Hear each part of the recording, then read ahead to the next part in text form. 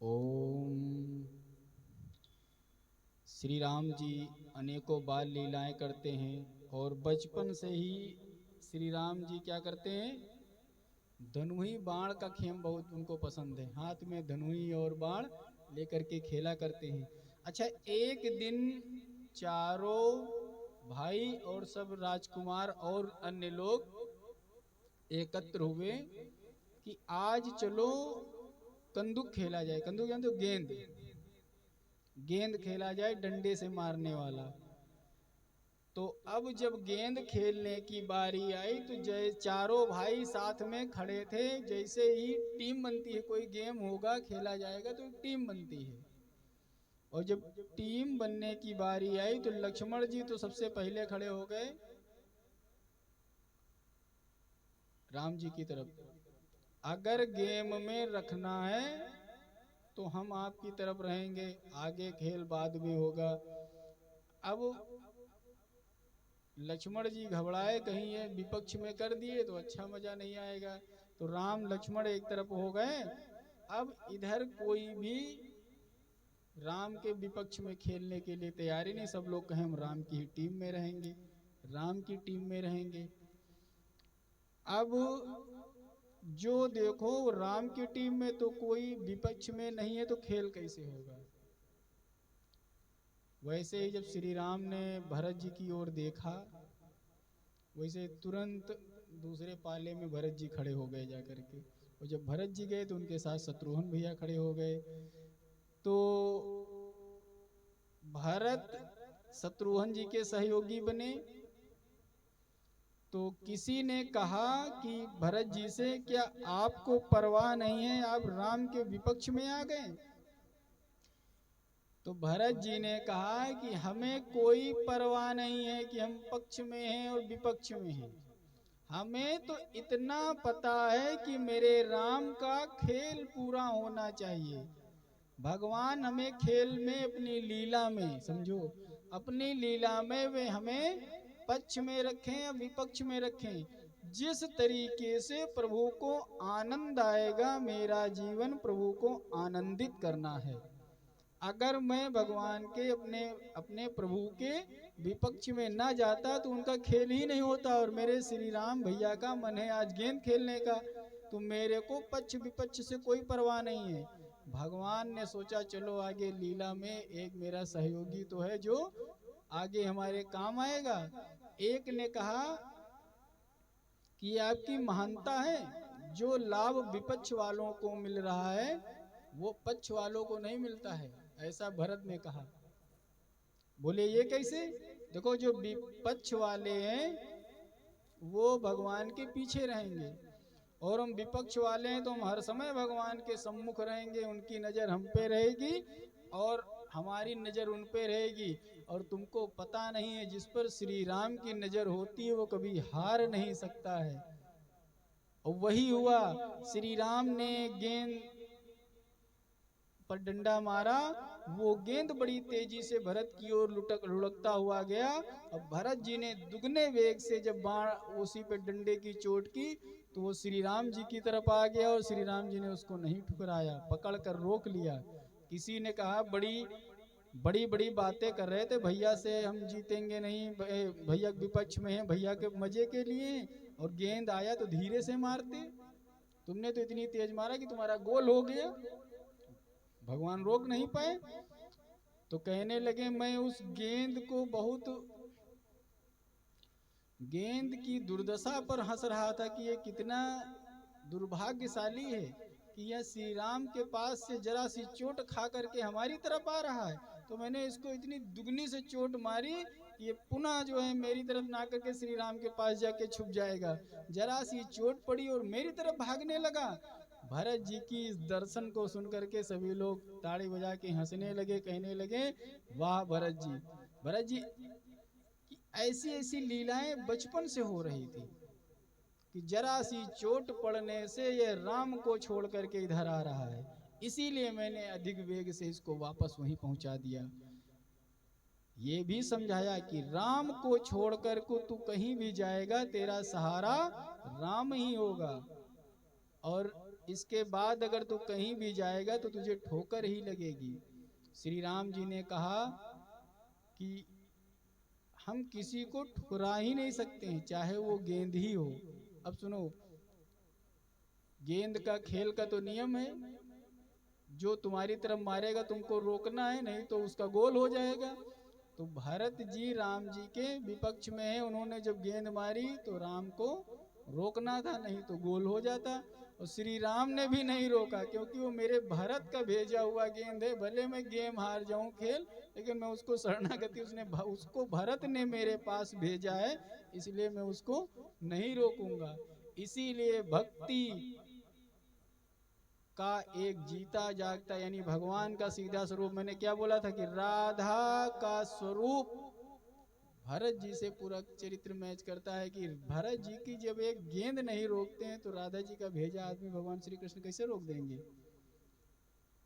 भारत जैसा संत जिसे मेरी तरफ भेज देगा उसका शरणागत होना बिल्कुल तय है, मैं उसे ठुकरा नहीं सकता हूं, ये मेरा स्वभाव है। भरत जी जीत गए, राम जी ने हमें जिता दिया, ऐसा भरत जी ने कहा कि हम जीते नहीं, हमको तो राम जी ने जिता दिया। महाराज, जो भक्त होता है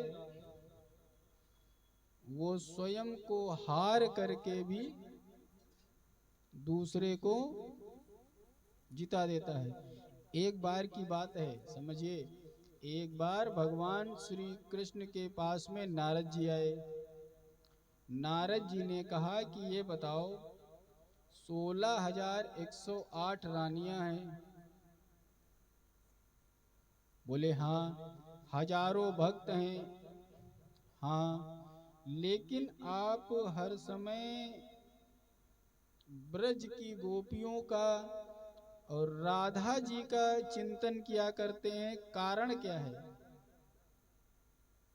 तो नारद जी की बातों से प्रभु मुस्कुराए, कहने लगे देखो, सारे भक्त संसार में कोई भी है, चाहे पति पत्नी कोई भी है, सब बैलेंस बना के हमें प्रेम करते हैं, सबके विचार आता है।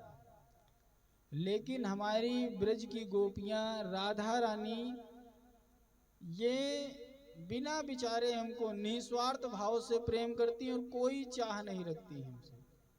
हमसे कोई भी भक्त अगर प्रेम करता है तो उसकी कोई ना कोई छुपी हुई चाह जरूर है।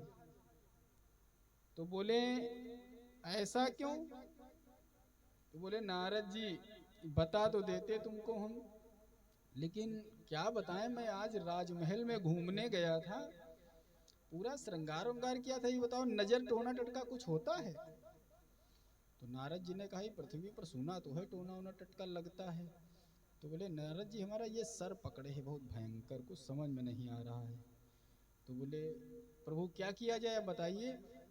तो बोले कि देखो, जब ये सरदर्द ऐसा मेरा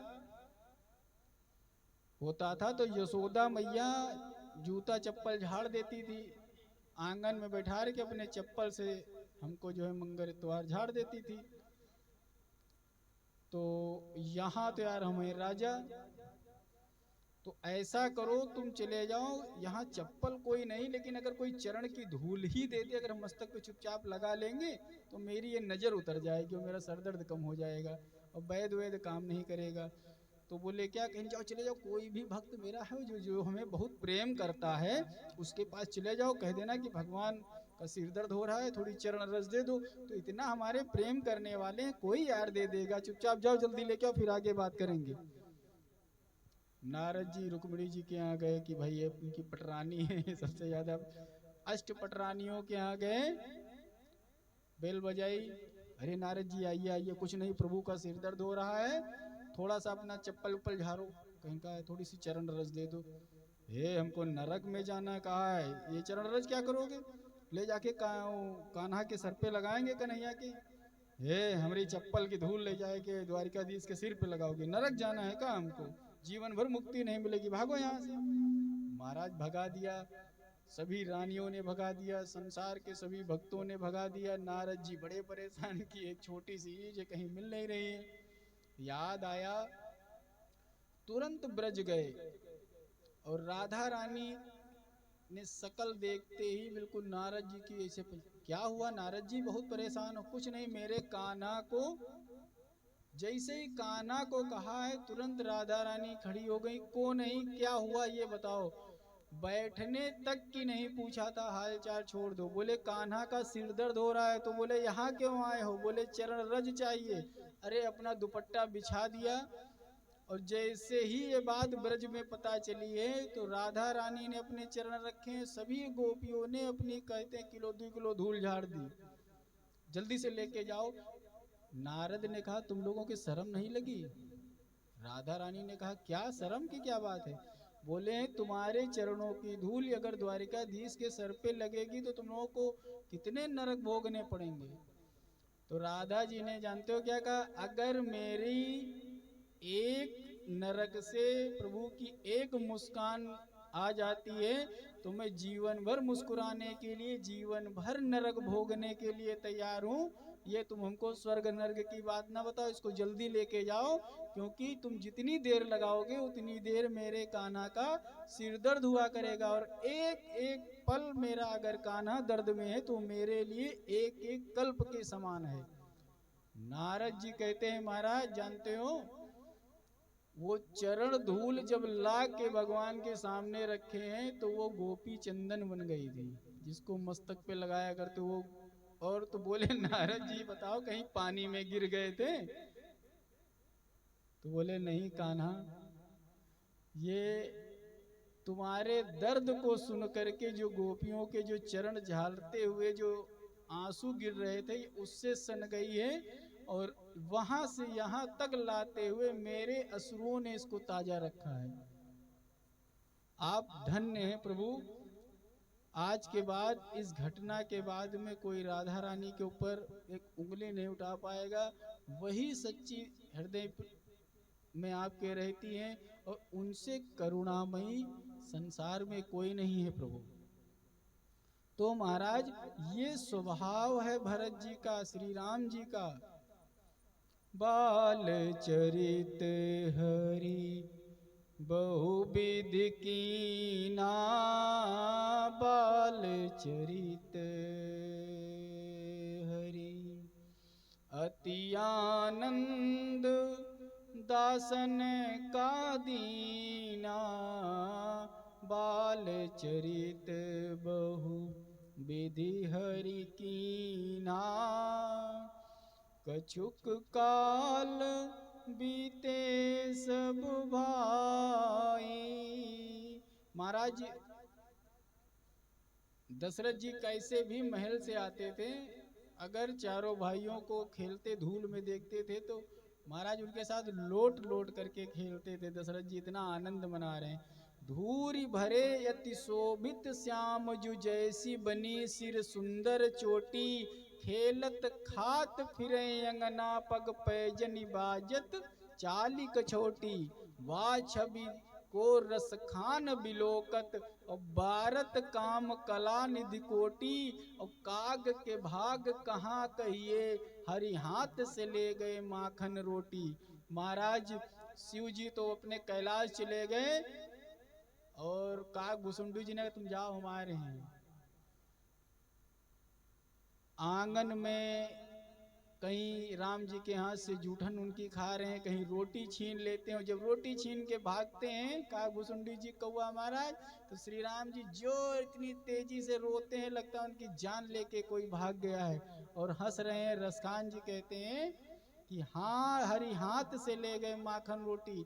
ये लीला जो कोई याद कर लेगा, आहा उतने भी भाव में इससे सुंदर कुछ नहीं है। बाल चरित हरि बहुविध कीन्हा, कई दिन बीत जाएंगे अगर भगवान की बाल लीलाओं का वर्णन किया जाए। महाराज कछुक काल बीते सब भाई, बड़े भये परिजन सुखदाई, चूड़ा करन लिकीन गुरु जाई, विप्रन पुनि दक्षिणा बहु पाई। समय पर गुरु ने चूड़ा कर्म किया, मन क्रम विचार अगोचर जोई, दशरथ अजिर विचर प्रभु सोई, जो मन और वचन और कर्म से गोचर है, वो आज दशरथ जी के आंगन में विचर रहे हैं।